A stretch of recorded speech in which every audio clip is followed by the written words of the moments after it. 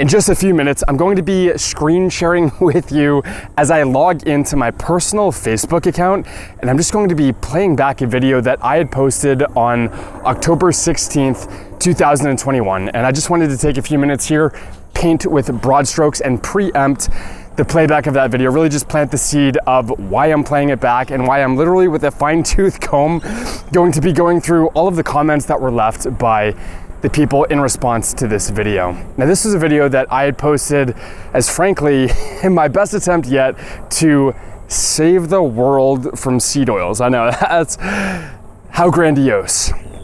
Or better yet, to save anybody who, much like yourself, has the intellectual curiosity, has the open-mindedness to consider that maybe for decades of delusion, we've been doing it wrong. Maybe we've been optimizing for the wrong thing. These refined, bleached, and deodorized oils, and credit to Kate Shanahan, author of Deep Nutrition, who dubs the 8 most ubiquitous of these oils as the Hateful 8. And of course, that's corn, canola, cottonseed, soybean, sunflower, safflower, rice bran, grapeseed. Maybe just the fact that we've been optimizing for the wrong metric, and it's the case that these oils, because they lower LDL cholesterol, that's the one thing that we've effectively been just hanging our hat on for all of these years. And maybe it's just the case that we actually don't want that. We don't want to like throw the kitchen sink at bottoming out, at mitigating at all costs our own cholesterol. Maybe in so doing, we're throwing out the baby with the bathwater and we're not realizing that native cholesterol is okay. So maybe we just need to optimize. And it turns out that this strategy is frankly antithetical, diametrically opposed to the other strategy. Maybe we need to optimize for what renders our own native LDL cholesterol impervious to oxidation. And you probably have that open-mindedness. I hope you've really integrated and assimilated this idea. Maybe you've already found your freedom. And if so, so happy for you. I really am. I think that's incredible. Maybe you're already experiencing the mitochondrial benefits of detoxing from excess linoleic acid, which is being consumed in not only ancestrally inconsistent, but frankly, ancestrally impossible amounts. The amount of vegetable oil, and by the way, that's frankly the epitome of misnomers, vegetable. The amount of industrial seed oils that the average American consumes in one day would take 2,800 sunflower seeds to extract. It would take 98 years of corn. And that linoleic acid doesn't just politely disappear. It bioaccumulates in your adipocytes, in your adipose tissue, your body fat, with a biological half-life of 680 days. So maybe you've been detoxing from that. Maybe you're feeling better, your free testosterone's going up, you're sleeping like a rock, and you're waking up in the morning as hard as one. And maybe now, correctly so, you identify yourself as a node in a network, and you realize the power of putting food first, fixing physiology, finding freedom, and just out of love, out of care for your fellow human beings. Maybe it's a girlfriend of yours, a boyfriend, a brother, sister, mother, father, someone who you care about, who you take the time out of your day, not because you have to. I didn't have to take this time out of, I was actually on a lunch break when I had made this video and posted it, because I'm just so passionate about this. And maybe you are too now, but you're getting some resistance from the opposition. What I'm going to be doing is with a fine-tooth comb going through all of the comments and really just illuminating, shedding as much light as possible on one comment in particular from someone who, just for whatever it's worth, I'm quite fond of. I mean, I have these fond memories of the summertime. This was my sister's best friend growing up, and there was this amusement park that we would go to in the summertime, Funtown, Splashtown, USA, and Sarah would be who my sister would inevitably pick. Like, my mom would let us choose just one friend, and I invited my friend Sam, and I can just remember we had very great times there. Someone who my sister and I graduated high school with, someone who, as it turns out, went on to study nutrition and dietetics in school, and someone who I have respect for, I really regard favorably, someone who I deem to be fairly intelligent, like very intelligent. And so if nothing else, I hope this transmission informed you that intelligence in and of itself does not in any way inoculate you from the indoctrination that is the notion that these industrial seed oils are heart healthy. I think this is one of the most obnoxious and frankly criminal presuppositions that is being propagated by not least of which the AHA, the American Heart Association.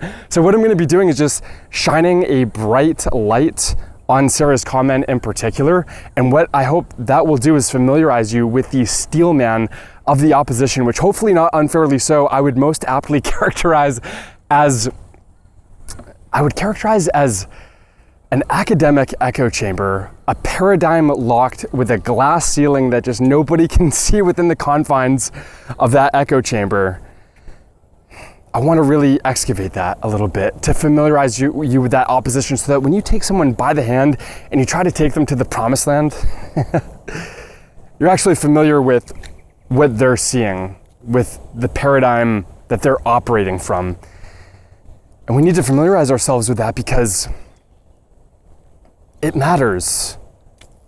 This really matters. Being wrong about this has really deadly consequences.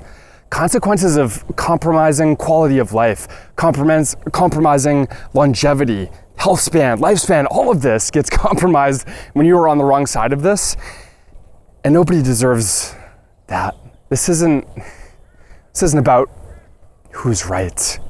This is about what's right and living in a one-to-one fashion with that, really embodying the truth so that people are able to be their best selves, so that people aren't able to just haphazardly proceed henceforth in a walking days of confusion, and then enduring the consequences of the combustion of these seed oils that can effectively be likened to these landmines that people are just silently stepping on, that I did, frankly, for the first 20 plus years of my life. You know, I had to pay the piper on the front end, but I don't want others to pay it on the back end. So let's fire up my laptop now. I'm going to screen share with you. We'll watch this video, and I hope you find this incredibly fruitful. So I've got the original file here that I posted to Facebook. So we're just going to play that off of my desktop just because it's the higher resolution file. And then what I'll do is I'll pull up my Chrome browser and we can review the comments that were left on the video. So I'll just pop in my earbuds here and we'll just react to this original clip that I had posted on October 16th, 2021.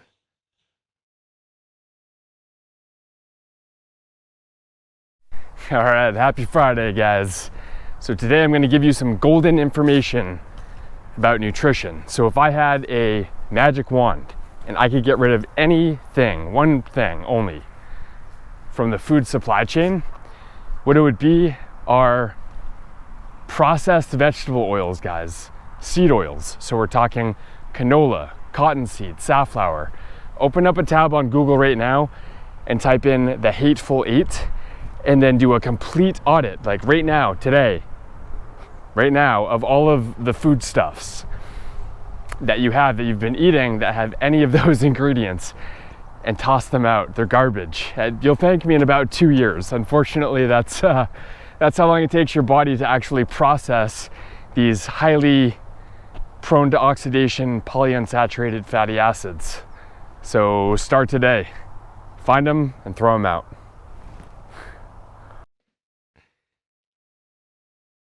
All right. So let's pull up the Chrome browser here and see what people had to say about that. But yeah, these oils have a very long biological half-life in adipose tissue. So approximately 680 days is just the half-life. So several years just to offload the burdensome nature of that excess linoleic acid. So pulling up the web browser here, you can see the post. I titled it The Hateful Eight, as aforementioned. That is a phrase that Kate Shanahan, author of Deep Nutrition, had coined. So we're talking about canola, corn, cottonseed, soy, sunflower, safflower, grapeseed, and rice bran. Now, let's just delve into each of these comments here. So Katie said, I always use avocado oil and olive oil for cooking. So I said, that's amazing. Coconut and palm oil are even less prone to oxidation and also great options. Yeah, the reason that I prefer coconut oil is that it's much lower in PUFA, polyunsaturated fats. So coconut's going to be around like 2 to 3% PUFA. Palm oil is going to have more of a 50-40-10 split. So 50 saturated, 40 monounsaturated, 10 polyunsaturated. And that certainly leaps and bounds better than any of the aforementioned industrial, refined, bleached, and deodorized seed oil. So what Katie comes back with is she says, I will keep that in mind next time I need cooking oil. All right, great. Marge Lambert, what does she got to say here? So she says, well done, Jason. You have really alerted me. Thank you. I love Marge, really nice lady. She's actually my prior landlord. I can remember going over and just visiting with her periodically in person. And over time, I basically just like morphed into her personal pharmacist. She would have all of these questions about just like all of these vitamins, minerals, just these supplements in general that she was taking. So we had a lot of good conversations together. Heather, my former coworker, said, love it. Keep the tips coming. Diane, a distant relative, said, thank you, Jason, for the good advice. Hannah comes in and is basically praising olive oil. And what that praise is more or less born out of is just this Mediterranean diet, which is just praised within the academic echo chamber aforementioned. And the reason that olive oil is okay is just because it's low in polyunsaturated fats, relatively speaking. It's about 10%, similar to that of palm oil, but it's just the monounsaturated fats that tend to get praised in the olive oil. And so it's predominantly oleic acid and still relatively low in linoleic acid. So Alan comes in here and he says, I usually use olive oil and coconut oil, but I also have the grapeseed oil for frying, tossing out the grapeseed oil now. Yeah, that is the best thing that you could possibly do. Grapeseed is actually one of the highest in linoleic acid, something on the order of 66 to 75%. It's one of the highest LA containing industrial seed oil. So he said, thanks for the advice, Jason. And then Sarah comes in. All right, so this is the comment that I really want to just hit the proverbial pause button at. And let's really steelman this, and let's really try to better familiarize ourselves with this perspective, because it's one that is shared by myriad people in the academic echo chamber that she finds herself in. So she says, interesting read if you wish to explore. As a graduate student in nutrition and dietetics, I find there's a stigma surrounding canola oil, but in reality, it has health benefits almost parallel to olive oil. So you know what? Let's just go to this PubMed website here and let's just explore this article firsthand. And it says here, evidence of health benefits of canola oils. This is on June 2013. And let's delve into this a little bit. So it says canola oil-based diets have been shown to reduce plasma cholesterol levels in comparison with diets containing higher levels of saturated fatty acids. Consumption of canola oil also influences biological functions that affect various other biomarkers and disease risk. So in the interest of streamlining this, I will scroll down a bit here and let's just see what they arrive at here. Okay, so, all right, let's have a look here. So the funding, this work was supported by the Canola Council of Canada and the US Canola Association. Holy shit, guys. All right, let's look at the conclusion here. After 15 years of continuing research on canola oil, since the latest review by DuPont and others, evidence shows a number of potential health benefits of canola oil consumption. Canola oil can now be regarded as one of the, this is such a circus act, you guys, as one of the healthiest edible vegetable oils in terms of its biological functions and its ability to aid in reducing disease-related risk factors and improving health. Current research is expected to provide more complete evidence to support the health-promoting effects of canola oil when consumed at levels consistent with dietary guidelines. All right, you know what? Let's also just pull up a YouTube video and let's just see, how is canola oil made? Holy mackerel. All right, how it's made. How it's actually made, canola oil. And we don't have to watch this in its entirety, but let's just have a look and see if this seems fit for human consumption. All right, let's just sit back here and appreciate what is going on here. Like, does this look even vaguely resembling that of things that should be touching your tongue, teeth, and lips? I mean, this is total garbage, you guys. This is refined, bleached, and deodorized and extracted again in a factory that resembles an oil refinery. But the science says you should put it in your mouth, just swallow it, just worship the canola oil. That's what they're saying here. All right, let's go back to the discourse that was had here on Facebook. So you can see on screen the comment that I had made back to Sarah. So I said the best dietary study is human evolution. Stroke, heart disease, diabetes, Alzheimer's, these are all diseases of modern civilization. The stigma that sadly contributed to the demise of Western health is that of saturated fat causing cardiac havoc, when in truth it is the least prone to oxidation and most beneficial at the cellular level. Modern diets are comprised of astronomically high, evolutionarily inconsistent amounts of omega-6 fatty acids. Canola oil is made from rape seeds and not even something that humans should be ingesting. Eating optimally is really just a matter of remembering where we've come from and not eating synthetic, processed food, which all seed oils are. In graduate school, I can remember being introduced to the same ideas as you. And they are espoused to this day by the American Heart Association and American Diabetes Association. So I know what it's like to be fed this narrative. That study focused on the mere fact that vegetable oils like canola lower LDL, and the assumption there is that we desire this outcome.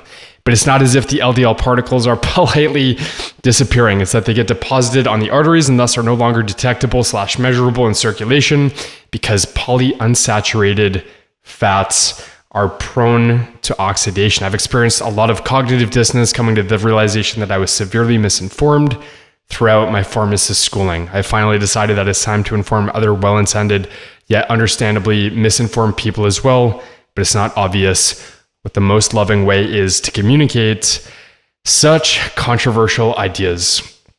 So let's peel back the proverbial layers of where she's coming from. So you can see these ideas are born out of academia, and you get the sense that her epistemology is one that necessitates you presenting a study. And the problem with that is that, let's just go back to to this publication here titled Evidence of Health Benefits of Canola Oil. You know, it's not dissimilar to the notion that like the victors write history, right? So look at the funding of this study. And there's something called publication bias, where it's not even a matter of what you're seeing. The problem is that what you're not seeing. And then you have meta-analyses that are based on merely the studies that effectively surfaced. And you don't see the other considerable percentage of studies that didn't actually come to fruition because the results were unfavorable. So you have to look at the big picture here. And that's something that hopefully we can offer Sarah here. So she says, interesting perspective. If you had any research articles explaining this hypothesis, right? So you see where she's coming from. And let's not demonize that. Let's just do our best to actually interface with her more effectively. And I have an idea of how we could possibly do that. This was several years ago, by the way. And I think my strategy for communicating, for engaging with this discourse, frankly, would be a bit different now. And I think that's probably a good thing, right? That means that I've grown, I've developed, I've become more context aware and more aware of the big picture and where different perspectives ultimately come from. So she says, I would be interested in educating myself. To comment on this, I would have to do further research, but from basic knowledge, I can state that anything in excess is unhealthy for the body. Most of what we eat today is far from our ancestors, simply from changes in soil microbiota, the composition of feed for livestock, the cost of manufacturing, and how that translates into food security and availability. I must say that olive oil is refined, though healthier. It is not a whole food. It has a lower smoke point than other oils, which brings to the surface other concerns. I know that health is more than simply nutrition. Many factors contribute to our predisposition to develop an illness.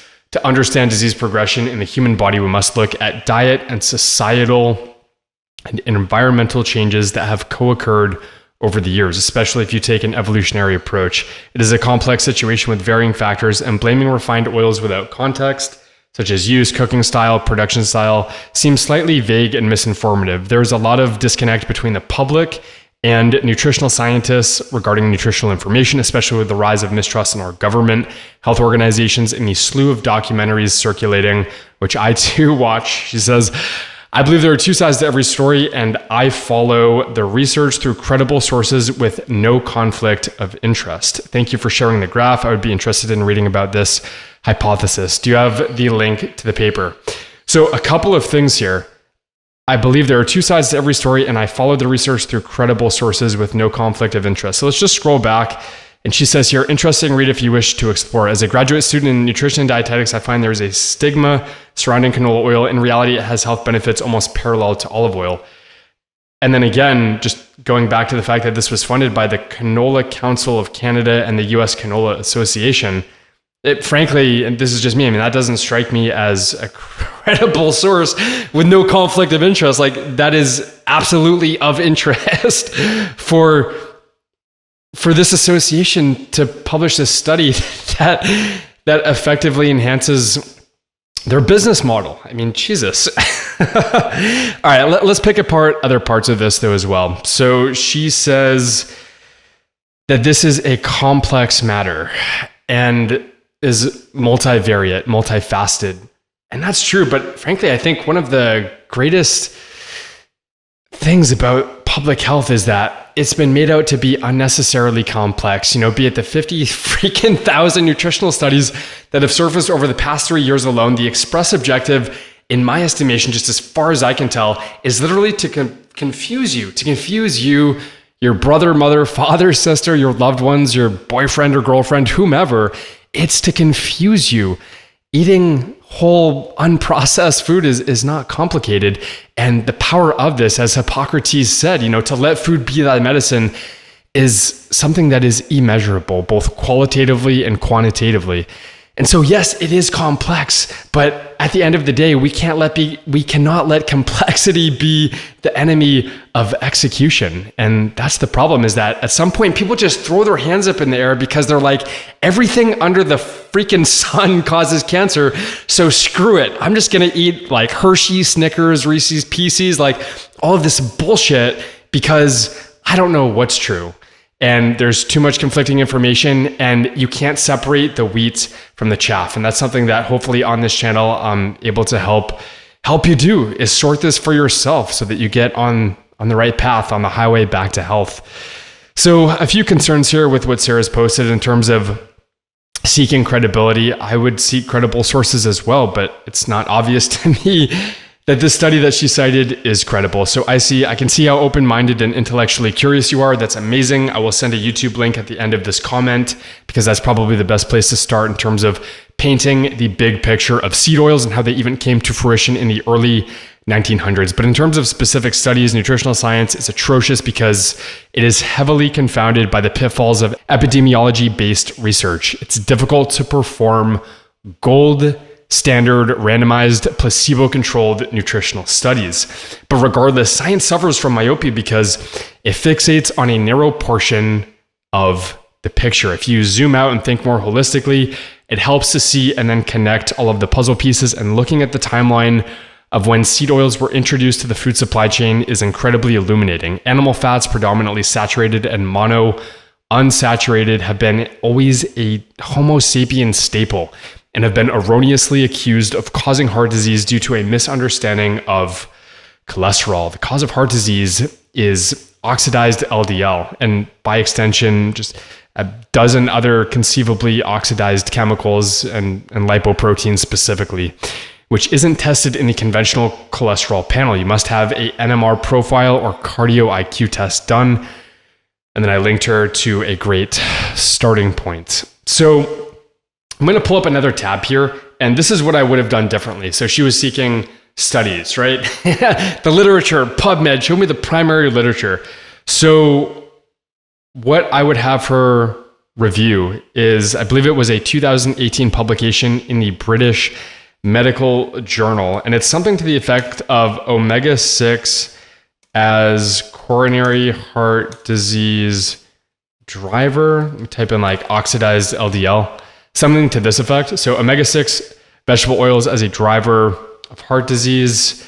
Yeah, but it's from the Open Heart BMJ here. So this is what I would offer her. And this is what, if someone comes knocking on your door and they want to reside in the room that you are in, maybe they've seen the benefits that you've gotten from subtracting the seed oils and emphasizing the importance of animal fats, and they're looking for something that they can hang their hat on, something that in their estimation, right, through the lens that they're looking through, is worthy of hat hanging. And so this is the study that I would submit would do that. And so it's omega-6 vegetable oils as a driver of coronary heart disease, the oxidized linoleic acid hypothesis. This is a banger article, and the full text is available without specific institutional access. So that is what I recommend. And frankly, that is something that I would improve in terms of, in hindsight's 2020, my discourse with Sarah here. So she says, interesting. So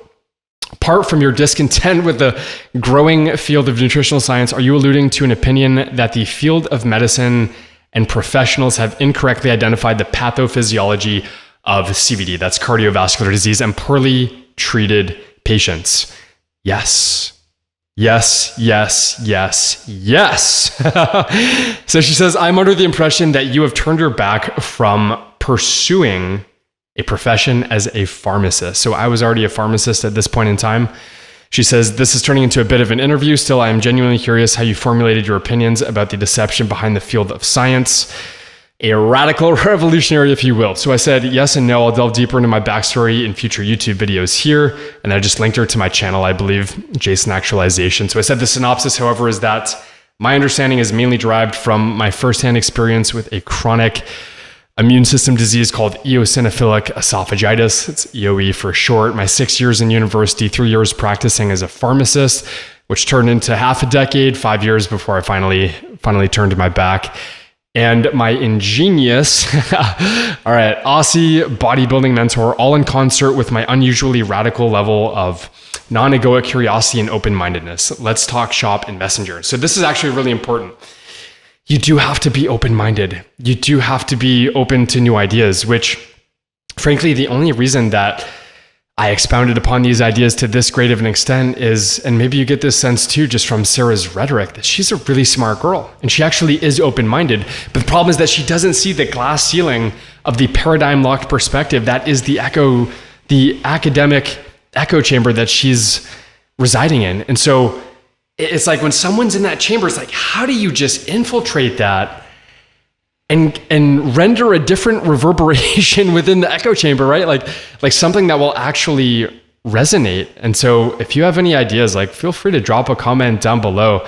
Maybe you've had more success than I have. I mean, I'd like to think that I've saved a handful of people from seed oils, but if you yourself have had any success stories in terms of really getting through to people about the importance of this, I would really love to hear that. And I'm actually going to minimize this browser here, and I just want to share a few personal pictures that are just germane to my history. You know, I talked about these conclusions that I've arrived at, frankly, just being the byproduct of a number of different things, not least of which my mentor and good friend Luke, but also just my personal experience, not only in academia, wearing the academic hat as an undergraduate student, a doctor of pharmacy student, as a consultant pharmacist, a community pharmacist, and just interfacing with people who come in with these questions, for example, about supplements, and they're just taking like magnesium oxide. I mean, that's one of myriad examples that I could give you, just something that is so poorly bioavailable that ostensibly their doctors or someone is actually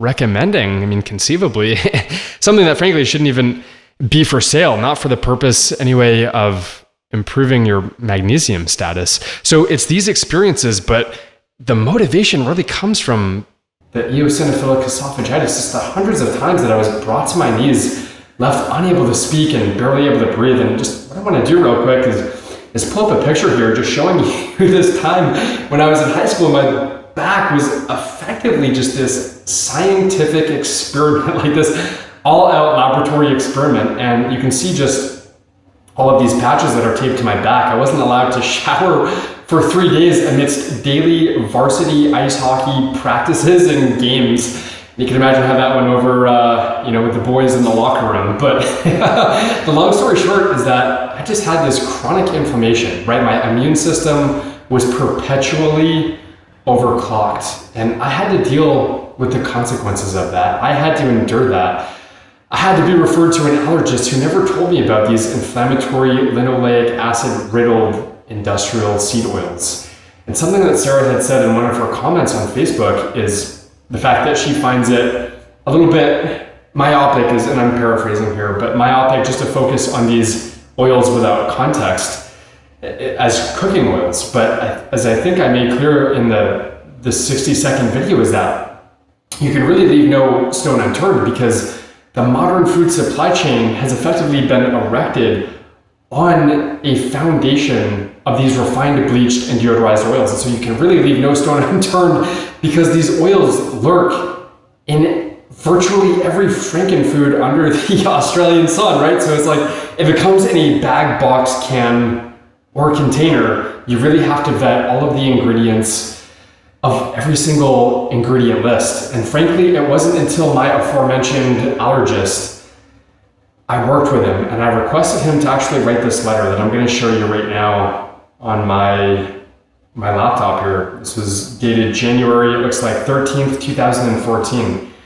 This was the proverbial fork in the road. This is when I got serious. I decided to get really, really serious. And what Scott Dyer says here is, to whom it may concern, Jason, date of birth, yada yada, has been diagnosed with a condition called eosinophilic esophagitis. This requires him to have a strict dietary restrictions. His medical treatment plan requires him to eliminate specific foods from his diet by monitoring very strictly the additives and ingredients and all that he consumes. He can do this best by purchasing his own food items. And this is great. So this was the fork in the road, but the problem was, in spite of being on the right track now, knowing that I had to put the onus on myself and take full accountability, realizing that the percentage of my life that I could modulate, that I could enhance, that I could improve, was frankly just identical to the amount that I was taking responsibility for. So this day for me was frankly just the epitome of that course correction, that change in trajectory.